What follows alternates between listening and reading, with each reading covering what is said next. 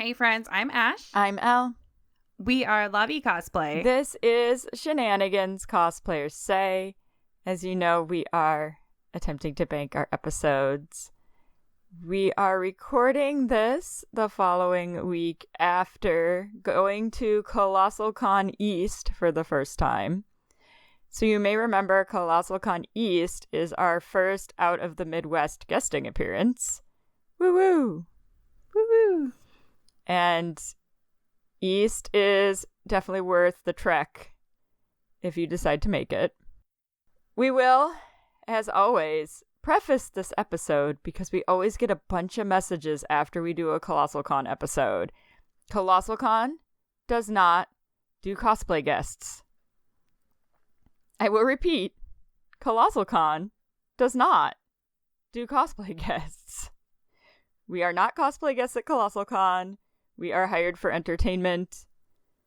They do not do cosplay guests. If you want to be a quote-unquote cosplay guest at Colossalcon, we highly recommend signing up for the cosplay meet and greet, which happens on Fridays, usually from 3 to 9. They open up the marketplace and they give you a table for free, and then you can set up anything you want and talk to attendees for those 6 hours. So again, Colossalcon does not do cosplay guests. So Colossalcon East, it takes place the weekend after Labor Day. So this was September 4th through the 8th in the Poconos in Pennsylvania. Which is just as lovely as you might think it is. It is. I'm actually really disappointed we never made it out before when we were going to like Prime. But I mean, obviously Pennsylvania is far away. It is. And there's no good way to get to East. Yeah. It's a complicated hodgepodge of travel to get to this location. Yeah, we're going to have to like fly and then rent a car. And well, luckily we did not have to do that because they took care of the transportation arrangements for us, which was lovely. Well, and because we were working, we didn't actually like make it out into there's like a nice forest wooded area just outside of the like resort that has like a waterfall and all sorts of things. We did not make it out there. I know. I'm disappointed. It just didn't happen. There was just maybe too much. Next time. Maybe. I mean, maybe if we can plan around our things, but that's the thing that I think you have to understand about when you work a convention is you often don't have time to then also play at said convention. So there's a trade-off. Because you're working. So. Yeah, so they actually ended up flying us into Scranton, Pennsylvania, which some of you may know as the home of the Dunder Mifflin Paper Company from The Office. It's true. We landed and I went, isn't The Office from here? The answer is yes. And then we had to Google it because I was like, I'm pretty sure The Office is from Scranton, Pennsylvania. And they certainly have all sorts of Dunder Mifflin Paper Company things all around the airport. So. Well, sure. And I mean, there's all sorts of stuff where they're like real life locations so you can go visit, and like any other sort of like TV tourist town. I mean, I was a little surprised they weren't just playing the theme song the entire time in the airport, too, on top of it. So they probably don't lean into it that heavy, but that would probably get annoying for the employees. That's going to be my thing, though, if we ever go to, like, an Atlanta show, is I'm going to want to take a day trip to go to, like, the Vampire Diaries. Because it's not actually in Virginia. It's right outside of Georgia, but like an hour. Is it? Or right outside of Atlanta in Georgia. Oh. For like an hour. Oh. Might be able to arrange that. I know. Just for the lulz. Right. It'll be fun. But anyway, so yeah, Wednesday, travel day. Yes, because East is a 4-day convention, not a 3. Yes. And one of our primary purposes was to supply entertainment on Thursday. But because we had to go tiny airport to big airport to tiny airport to driving, it took us a good chunk of the day. It did. But that's okay. I mean, it could have been worse. But We wanted a longer layover, too, because we originally had a layover that was like less than an hour for O'Hare, and if you've ever traveled through O'Hare, that is usually not enough. I do not trust O'Hare that much. Yeah, I've had too many planes where my plane has been late. I just don't... I don't trust it. And O'Hare is about a 3-hour drive for us, and then you add on the fact that you need to be there 2+ hours ahead just to get through security. And parking's so expensive. And then the parking is crazy, like... So we flew out of our tiny local airport instead to go to O'Hare, to go to tiny airport in Scranton. Oh, I'm having like flashbacks to when we went from tiny airport to O'Hare to, I believe it was the Carolinas, and it was bad. We had to like run and almost didn't make the plane. It just, our layovers in O'Hare are never enough. Yeah. Never. Like every once in a while it works out, but most of the time you're going to be like sprinting to your gate, because you also can't guarantee that your gate that you get dropped at is anywhere near the one you need to go to either. So, yeah. And a lot of times it's not. So. A lot of times it's not. So then it's like chaos trying to get to your plane. One of these days, like, I hope that I get that like mythical like gate turnaround where it's literally like the same gate. Right? I've had it once in a while where it's been like a cross. Mm-hmm. But I want to say once when I was living in New York and I was flying a lot, I do believe I had it be the same gate, like the same plane. Yeah.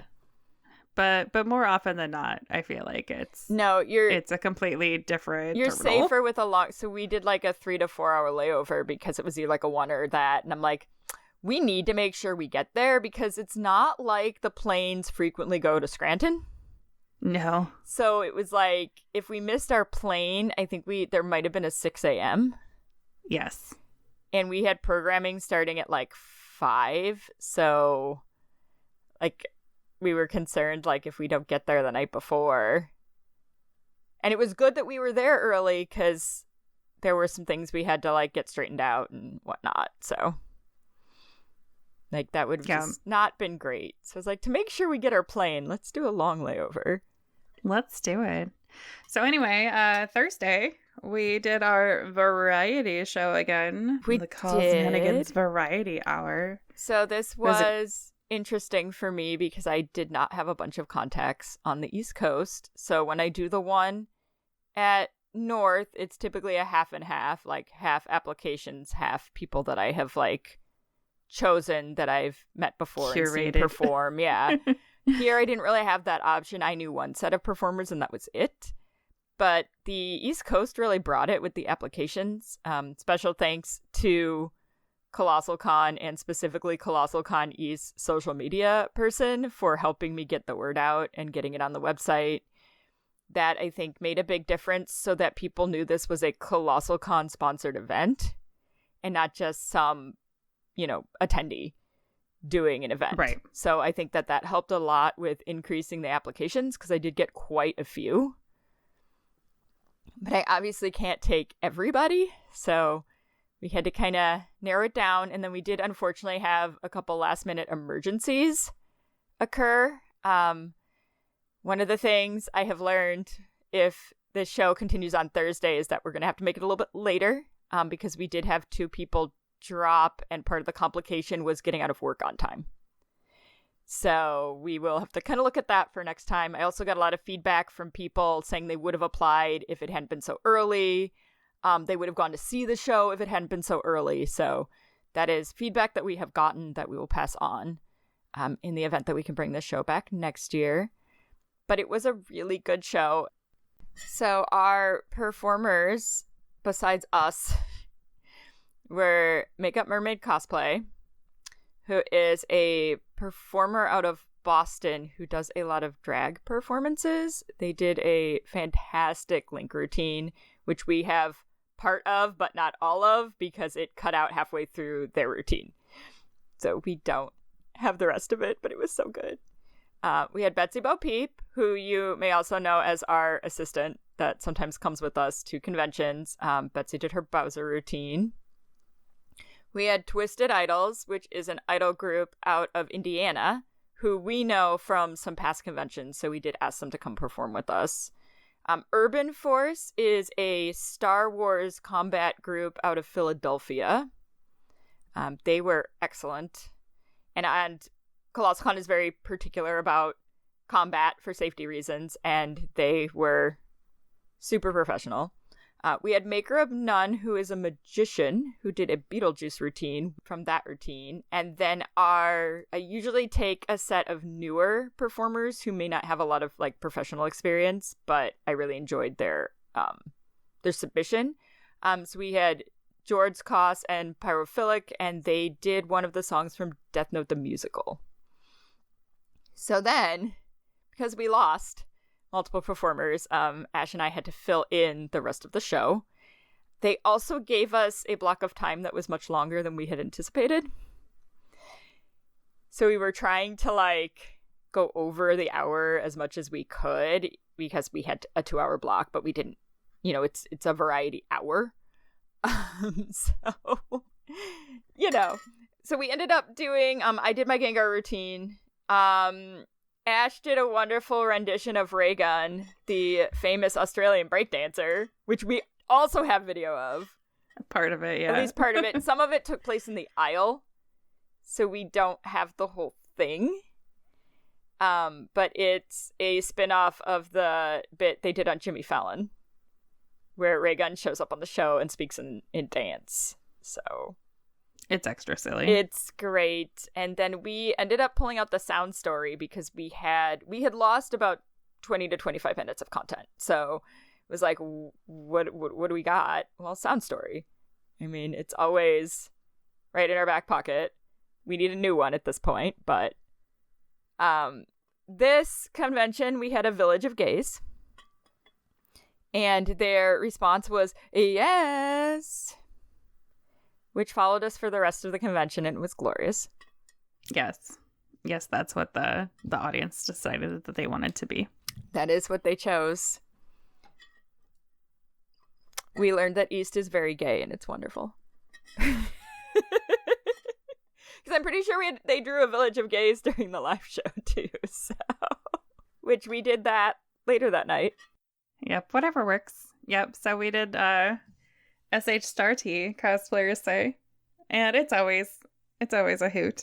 So it is. We are getting ready to shake that show up a little bit here, though, which we'll talk about after North. But it's about that time to write a new live show.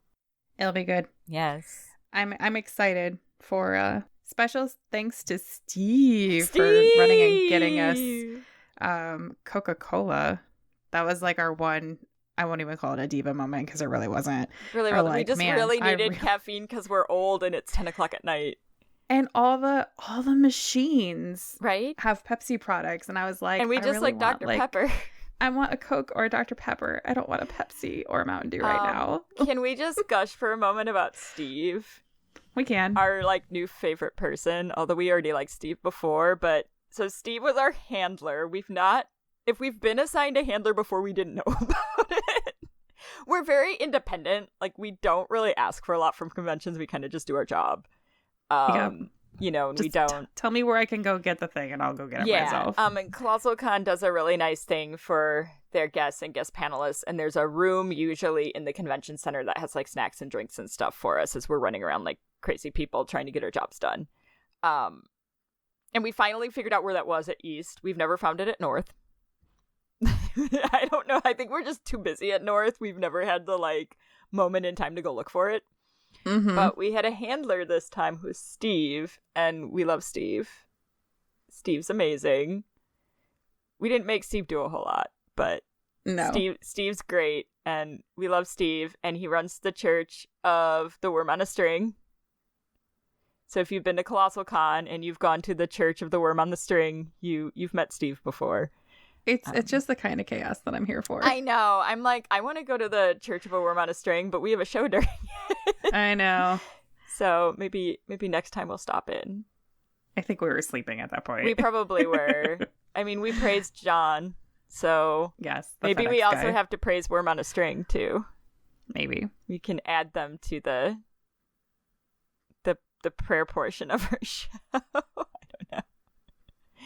But extra special thanks to Steve for getting us to and from the airport and helping take care of us when we needed any assistance.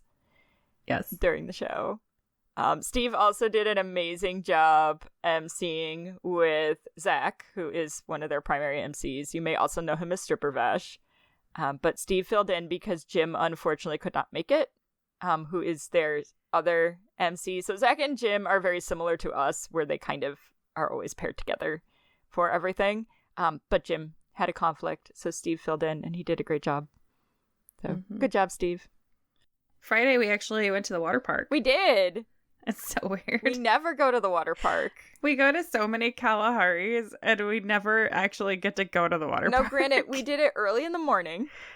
Yes. So at what was it, 10 a.m. we went to the water park? Well, yeah, they opened at 10. Yeah. So we went first thing when they opened and sat in the hot tub. Well, but we should explain why we went at 10 a.m. to sit in the hot tub, because we're old.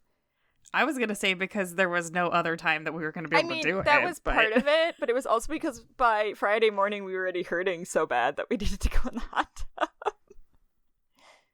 Yeah, because we had to be... Our first official gig was at 1 o'clock, and we're going to need a shower after hot tub, we're going to need to get ready, and we're going to need to eat lunch. Okay, so when it opens, it is. Yes, so we did that because my body is too old for this, apparently. Yes, but that's because you're 40. I know, it's because I'm 40. I know. Happy birthday. Happy birthday. Yes. We are recording 2 days after my birthday. So East was the week before. Yes. Yes. I am an old cosplayer. It's true. Facts. Back in your day, you would back in my walk day 10 miles in the snow both ways up a hill to go to the convention. So one of our duties we have not done before was that we were scheduled to host the Idol Fest. We had no idea what to expect from this. We've never we've seen them in masquerades, but we've never watched a full Idol Fest. I don't have a massive knowledge of idols, but special thanks to Jilvian for sending me some background info on idols. So I at least had some idea of how to interact with the community, because obviously we wanted to do a good job for all of them. They work really, really hard to be there. And I respect the amount of dedication and work that they put into their performances. So we wanted to make sure we at least somewhat understood, but I honestly didn't expect to enjoy it as much as I did. It was lovely. It was so wholesome. They are so wholesome as a community. I need pin lights for literally everything in my life now. And yeah, they were very much one of us. They were so cute. They taught us how to use the pen lights, so how to do some of the moves. And then they would get really excited when we would try to do them, even if we did them wrong. It was really unfortunate because, for us as hosts, not for, the audience and the participants, but, there's so much packed into that 3 hours that we didn't actually get to play with this audience, and they would have been so much fun to play with. They were just so happy to be there. Because, Tech obviously wanted to mess with us, and we didn't have time. So... Yeah. We got too much content to put into the show. We don't have time to play. Special shout out to the E1 guys, who we always love, but they definitely wanted to mess with us while we were up there, and we didn't have time for that to happen. But they kept putting dance on the back screen. That's okay. Maybe next time. And so we did teach them some moves from the famous Australian breakdancer Raygun. We did do that, but we didn't really have a lot of time to play with them. However, we need to talk about who we met backstage. Oh my goodness. So I think we talked about this once before. So when Elle and I first met, I was part of a cosplay group that back in early 2001. It was before I ever went to my first anime convention, and I joined this group on Yahoo Chat, and it was called Senshi Mysterious. And so they were supposed to be like a Midwest equivalent to like Sailor Jamboree or whatever. And they had people East Coast, West Coast, but the most active people that were in it, from what I witnessed, were from the Midwest. And then they're like, we're not going to do just Sailor Moon anymore. We're going to do everything. So then they changed the name to So Destiny Cosplay. And so like a couple months later, Elle joins, and so that's actually how we met, like way back in the day. Well, one of the other people that was in the group with us, you might recognize the name, was Pocky Princess Darcy.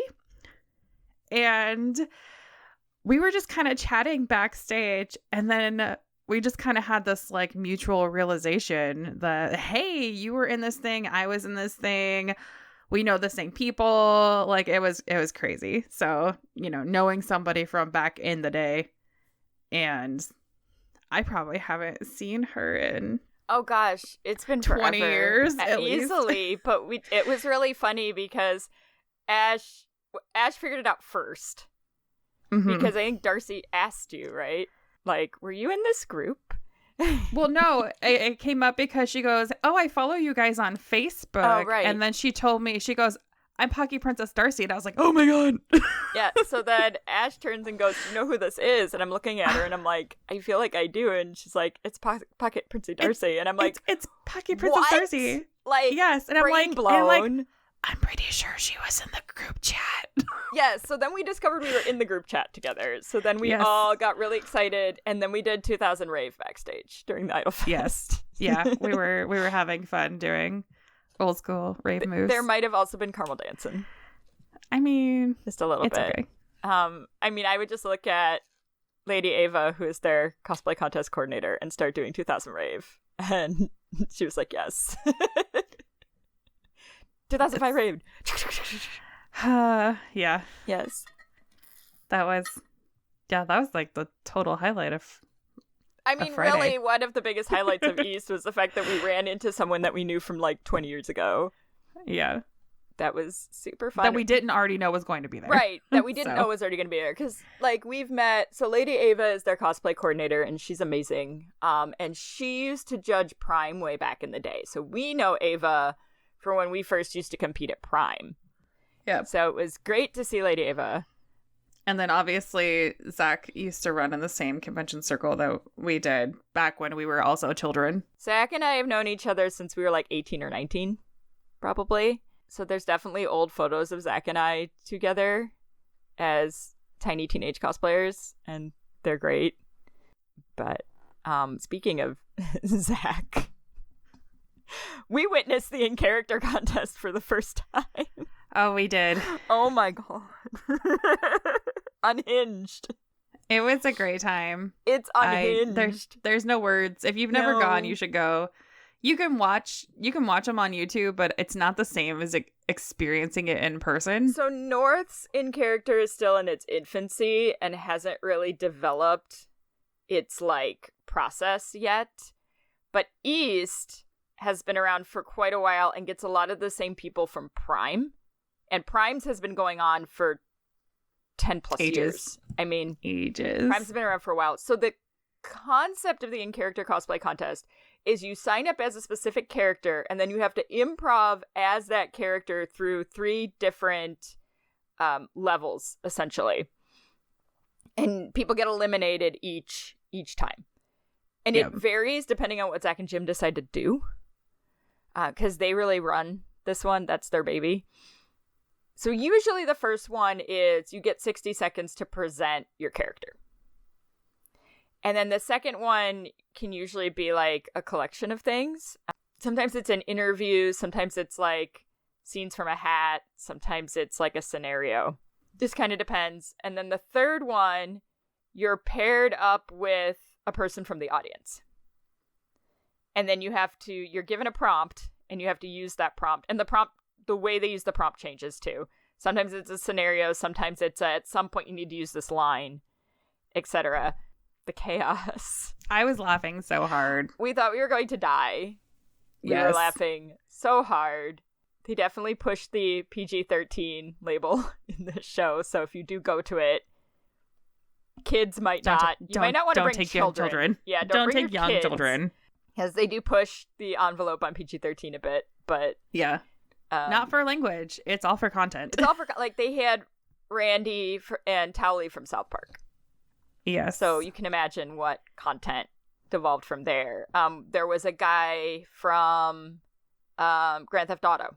There's you can use your imagination. Use your imagination. You know, we had Yandora the Explorer, which might have been the best one in my opinion. As far as like shock value and where did this come from, Yandora and the how Explorer. long it lasted all and weekend. How long it lasted. Steve, no swiping.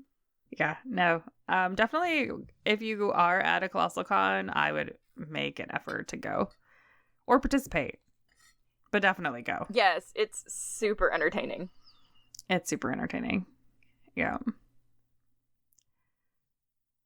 Saturday, we started with East does the full tech rehearsal in the morning for their skits.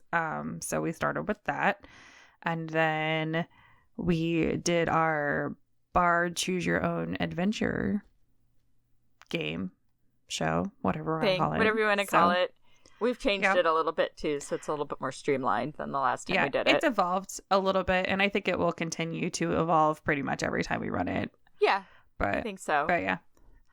So shout out to the E2 staff for dealing with our drunky drunk. Yeah, that was unexpected considering it was 1 o'clock in the afternoon. We've had it happen during the live show before because it's late in the evening, but like...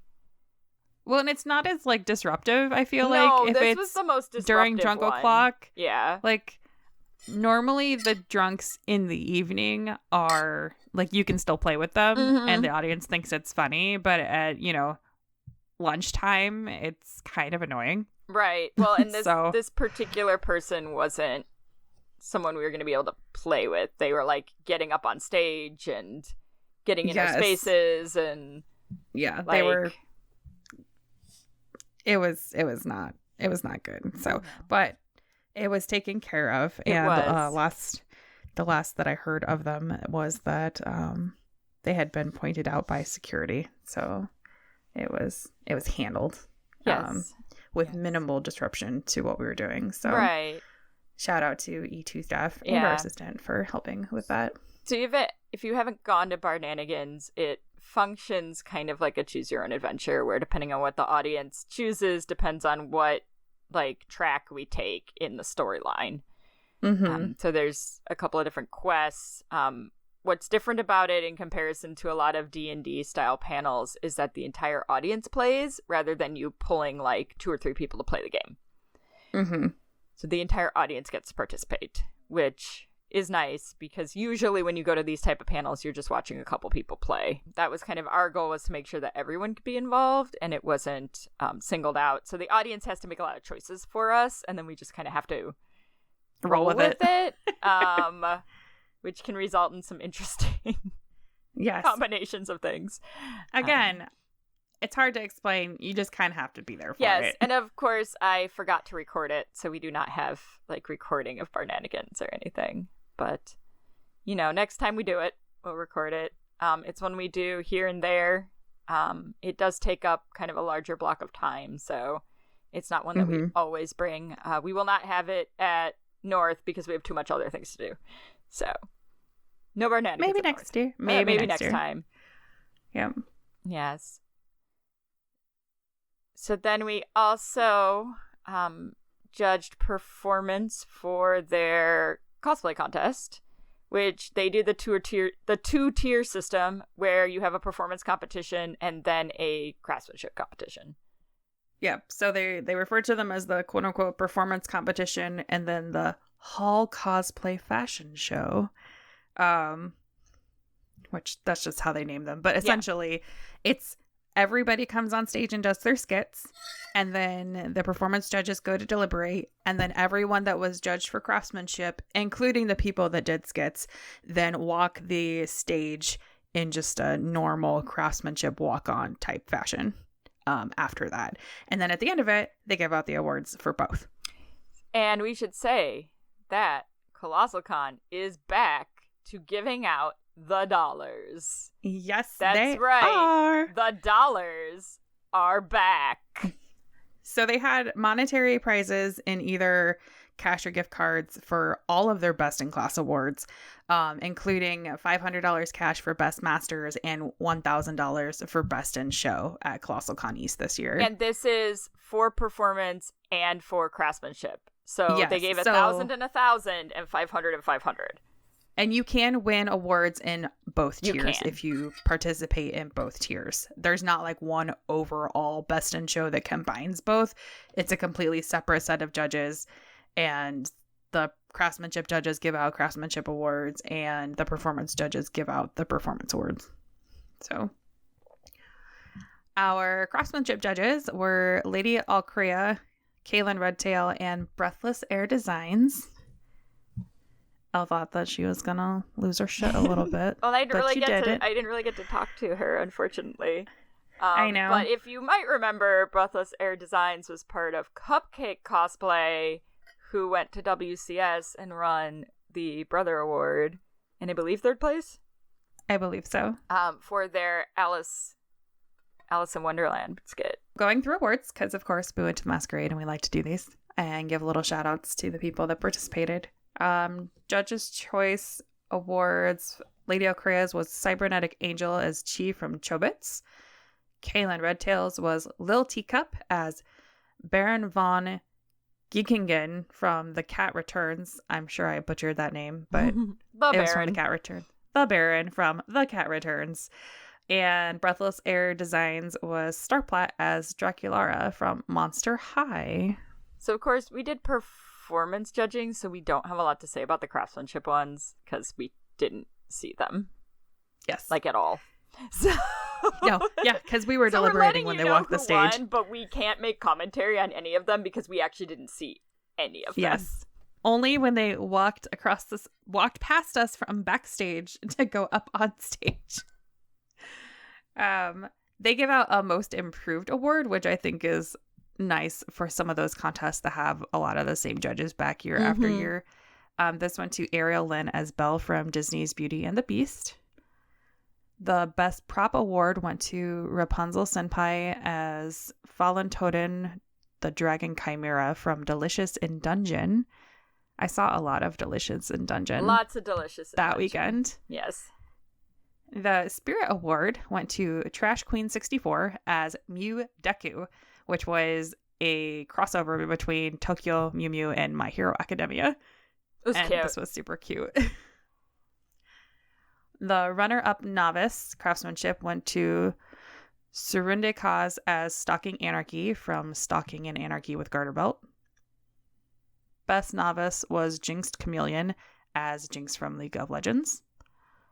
Runner-up journeyman was Ryusuke as Tainari from Genshin Impact. Best journeyman went to Antique Owl as the Young Blood Bloodhound skin from Apex Legends. Runner-up masters was Lara Bird and Dagger Starlight as Marcel Donato and Fallen Totem from Delicious in Dungeon. And best masters went to Big Emotic Cosplay as Zophis from Zatch Bell. Now their coordinating staff also gives out awards. So their craftsmanship coordinator award went to Opal as Ragatha from the Amazing Digital Circus. And you'll have to wait until after we talk about performance to find out their craftsmanship best in show, because they do those at the end. So they had actually 5 performance judges. It was us, Irasaka Blue, Blue Dragon Mare, and Dizzy Lizzie. And I love them. I love them. So, Kat learned quickly, don't leave a bunch of performers alone unattended in a room with an audience. And music. Well, I mean, they hadn't started the show, and E1 was playing a bunch of great, like, music for us. And so it started out with, like, table karaoke where we're all just sitting here singing, and, you know, people got pen lights and phone lights out. And then and then Lizzie got up and started dancing. And then by the end of it, we were all dancing, like in front of the judges' table, in front of the stage. Let's be honest, E1 knew what they were doing by playing tunes from the early 2000s. It was a good time. They knew exactly what they were doing. Oh, late 90s, early 2000s. Yes, late 90s, early 2000s. They played Savage Garden, I mean. A couple times. They played Savage Garden a couple times. Exactly what they were doing. Yes. Yeah, it was a hoot. Because I'm pretty sure all of us were in the 20-plus cosplay bracket. I think for the most part. Yeah. Yeah, or close to it. Yeah, there were a lot of people. Kat made a point to tell the contestants, like, hey, all of these people have been doing this probably longer than you've been alive. That is true. We have been where you have been. Yes. Yes. Just because we aren't social media famous doesn't mean we don't know what we're doing. Yeah. Yeah, we actually tallied up our contest that we've been involved in the other day for something completely unrelated. And it was like the ones that we could remember, we were up to like 65. Yep. And I was like, oh my God. Yep. Yeah, that's accurate. I knew it was a lot. I didn't know it was that many. It is a lot. But anyway. Yes. Judge's choice for performance. Our Suckers went to Mad M Cosplay as Constance Hatchaway from Disney's The Haunted Mansion. Blue Dragon Mare went to Liv and Nolly as Shirashi-an and Azusawa Kohane from Project Sekai. So this was a dance performance, and yes. Blue Dragon Mare is a dance instructor. Yes. Dizzy Lizzies went to Sergeant Strawberry as Orem of the Air Ashari from Critical Role. Much drama. This one was much drama in the feels. Mine went to Horror Queen Cosplay as Melina from Elden Ring. And I've never played Elden Ring, but I know I was sitting there during tech and I was like, oh, I really like this costume. Like, it's a simple-ish design, but I could tell that it was well made from off stage. And then she ended up being in the master's class, I found out later. But I really liked what she did kind of like as a whole package between her movements and her prop use and the screen. And yeah, it was well-rounded in my opinion. And if you do know the game, the performance makes even more sense. Yeah. But she had a really great use of props. She used poi as fire, which was really neat. Well, and I think that's one of the things that people take for granted is a mark of a really good performance, especially in this type of setting, is going to be that it translates to all audiences, not just to fans of the specific source material. Because I didn't know until Kat told me later what the background was for it, but I got the idea without having that to watch it. Yeah. Mm-hmm. So yes, I picked Magical Lee, and they were Tengen from Demon Slayer, so your shiny, flashy sound Hashira. And it was all the uses of flow and performance props with a lot of energy. Lots of really good bones, like a lot of really good things happening with use of the different props, use of the song, use of, getting the audience's attention. They're definitely one to keep an eye on. I think we'll see more from them. I also need to know where they got their rainbow fans, because they're kind of fantastic.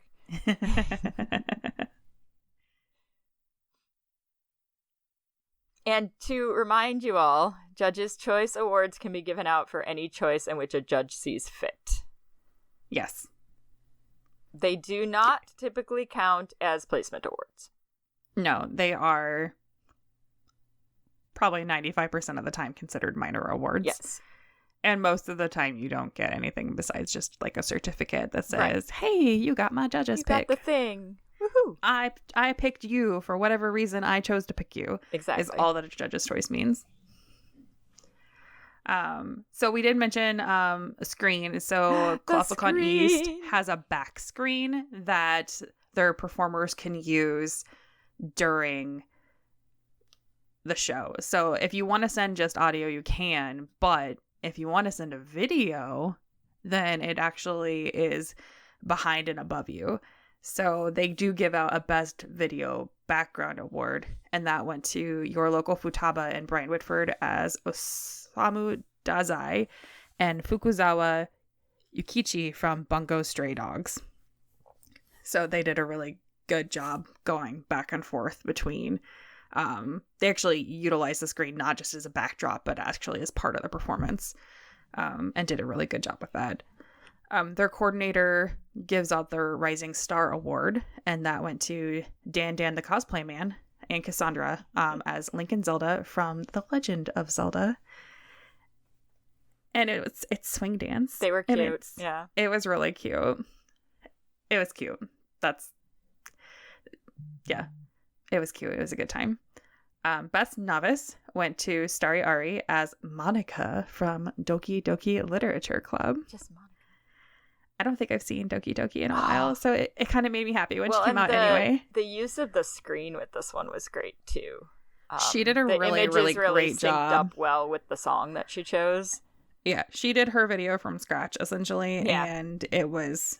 I mean, you had to. Like, this did definitely not exist beforehand. She had to make this one. Yeah, but between her use of technically it was subtitling up on the stage or up on the screen, but it wasn't just like subtitles, like the way that she incorporated it and the styling of the fonts and all of it. It was really well done overall. I will say, if you are doing a performance at a convention that allows a back screen, please do subtitles.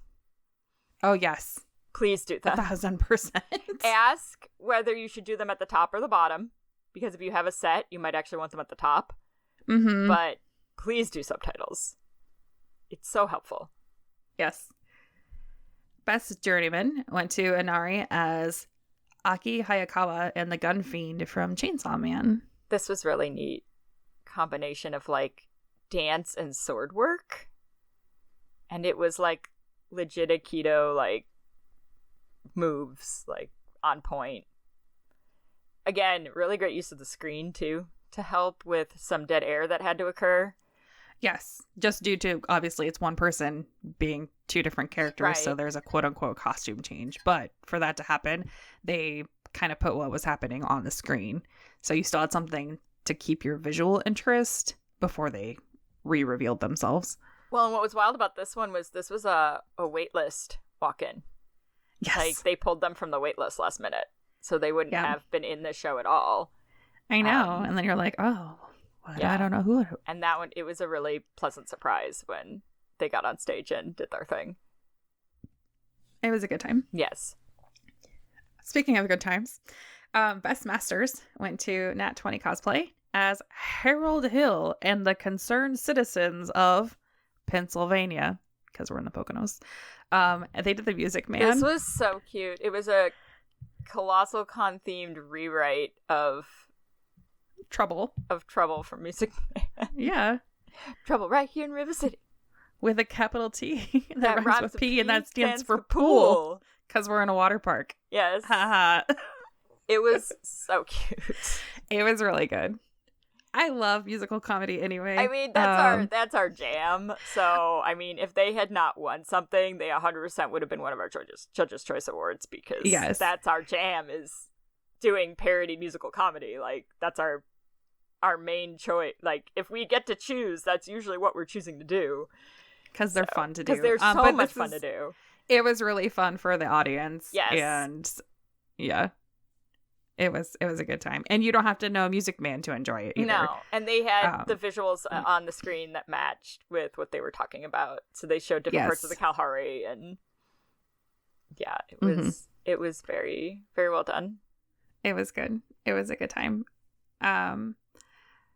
The MC award, because they give out an award for skits at Colossalcon, went to Big Emotic Cosplay and Friend, because they didn't give a name, as Zophis from Zatch Bell and Gur from Invader Zim.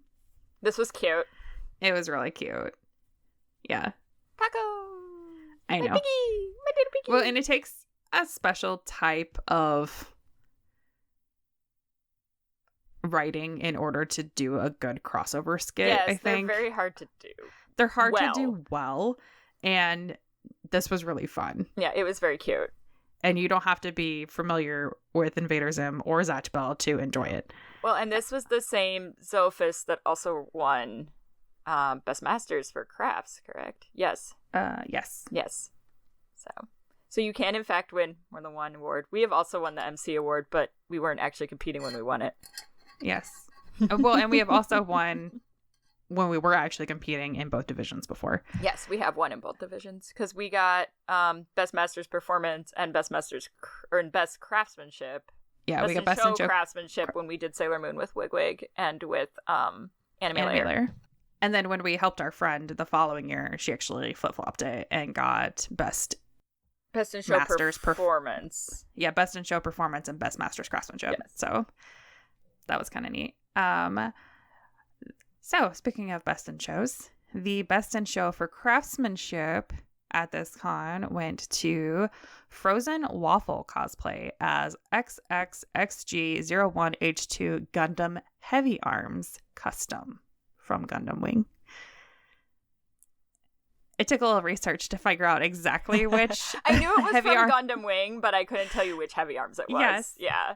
Yes. I knew immediately it was Gundam Wing. I just didn't know which one. Well, and I actually did see them. They must have been on their way we saw them to in the judging elevator. or something. Mm-hmm. Yeah, I caught them in the elevator when I went down to get Starbucks in the morning and had been hanging out. And they were in the elevator with me. So I got to see some of it up close, and what I saw I liked, but I didn't know they were competing. No. They must have been on their way to judging, I'm assuming. Probably. They had like 2 wheeling like containers of stuff. Lots of things. Yes. And then Best in Show Performance went to Remnant Alley, which is an idol group, as Ryu Satai from Ensemble Stars. So they did the whole cast of Ryu Satai. This was so good. It was precious. They did exactly what you want an idol group to do in a masquerade, and that is turn it into an actual skit. They didn't only dance. Yes. They set up a storyline so you knew why they were there, what they were doing. They had a beginning, middle, and end. It was beautifully done. They had and there just happened to also be dancing. There just happened to be dancing, but the dancing made was sense not the skit for the storyline that they set up, because that's what they were preparing for, was this particular dance. They had these adorable stage props. Yes, were so cute. I don't know. That bear was too cool. That bear was too cool. They were so in sync during the dance portion. Like, I love me an idol group when they are this polished. Because it's super impressive that you can get that many people to, like, sync up like that. But this, so if you want to know what an idol performance should look like in a masquerade, go watch this performance. Because this is what you want to consider when you're entering it in a masquerade versus an idol fest. Yes. Because they should be different. It was delightful. That's the it best really word was that very delightful. Yes, and they did a really great job during the Idol Fest as well. So, so after we went to our favorite show after the cosplay contest, we got our new Kalahari chalices because you can't refill the big ones anymore. No, which that's been a thing for years. But last year at North, I just kind of had them give me the disposable cups and then just poured them into my big cup. Right. But we did go ahead and get new chalices. So we do have new chalices now that are the appropriate size to get refilled by Kalahari staff. So I don't have to get quite the side eye as much from the bartender next time. And they won't be quite as expensive that next time either because we don't have to buy the cup. Sure. So we got that. And then we went to Beyblade Beatdown. So if you don't remember what Beyblade Beatdown is, it is a Beyblade tournament emceed like a sporting event. Oh my goodness. It is one of our favorite things that Colossalcon has. So if you like like sporting event culture where, you know, they're talking about the competitors and they're doing interviews, and the audience is getting really into it and like smack talking other sections of the audience, and then, you know, cheering for your favorites and booing the people. Normally it's just the adults that beat the children or the ones that get booed. Right. But people get super into it. And like, this is all of that, but it's a Beyblade tournament. It's amazing is what it is. Yes. Like, so if you're into that like kind of like chaotic energy of going to a live sporting events, like, you should try this. Yeah, it's very wholesome, but hysterical, and sometimes they make up like backstories for the like competitors and whatnot. It's great. Yeah, it's great. And yeah, you've got people like that come back year after year to compete in it, so then they have like history between them. So yeah, it's because Beyblade Beatdown's only a couple years old now. Yes, because it started at North. It did, and North. This is only going to be North's third year of existing, so it's a new event, but it's a great event. Yes, I will 1000% go every time I can. Yes. We rarely, if ever, have... we might have things scheduled during it, unfortunately. But maybe we won't. And we could still watch it. So Sunday, because we'll keep going. Yeah, so we did not have duties on Sunday at East. Yes. So main events gets turned into a flea market, which I did not know. I remember going to the flea market at Prime a really long time ago, but it was just like one random room. It was like the marketplace room or whatever. They pretty much turned main events into the flea market. They turned main events into the flea market. And obviously Artist Alley was open, the dealer's room, and they had some fan programming, but there were no like... It was pretty much all fan programming. There was no main anything. And they did this at North for the most part too. Pretty much all the guests are done by Sunday. It's kind of like, okay, they do autograph sessions, but they're not doing anything else. Yeah, most of the guest programming, like guest panelists, guest like voiceover guests, etc., are all done by Sunday rolling around. Yeah, well, but they'd also been there for 3 days at that point, so that's not surprising either. No. Yeah, somehow we made it to the water park again. We did. That was really strange. But that's just we weren't going home on Sunday night, so.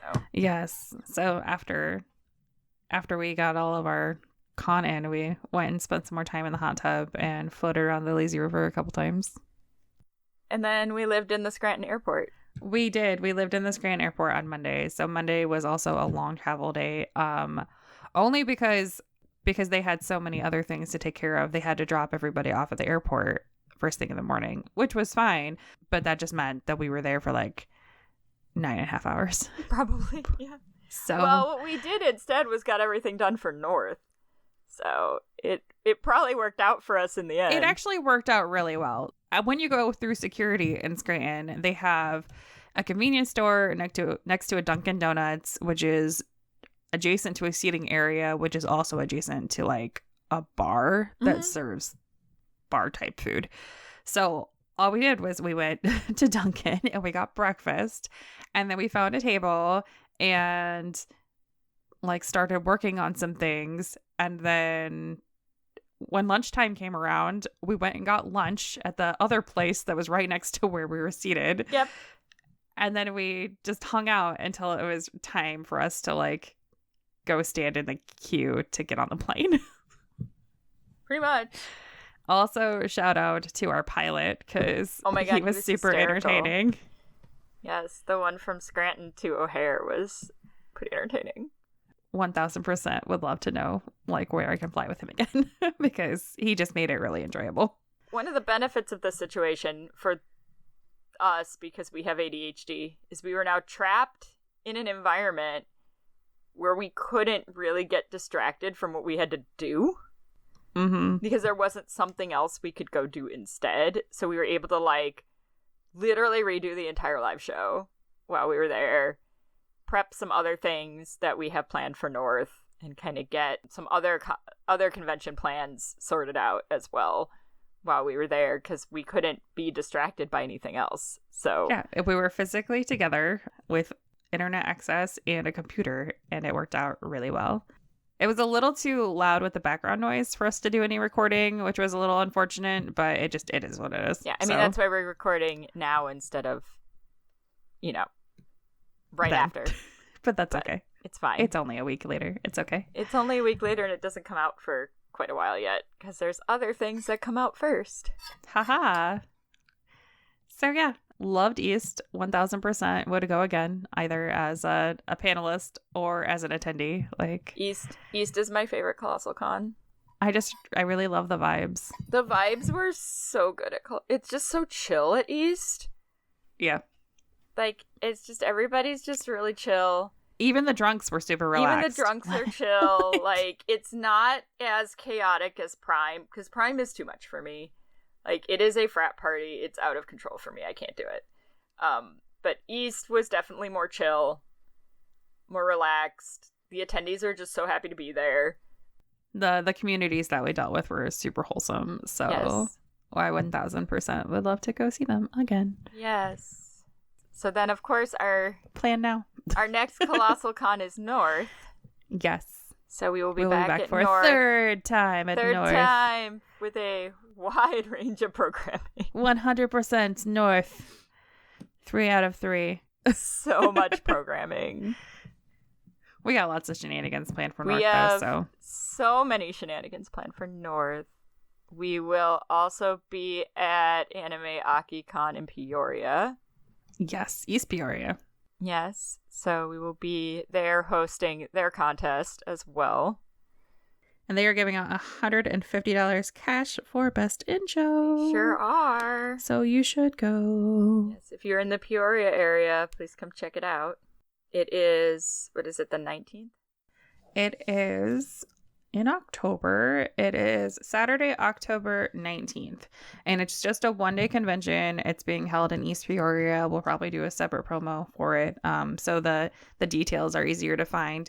But they're giving out cash prizes for first, second, and third place.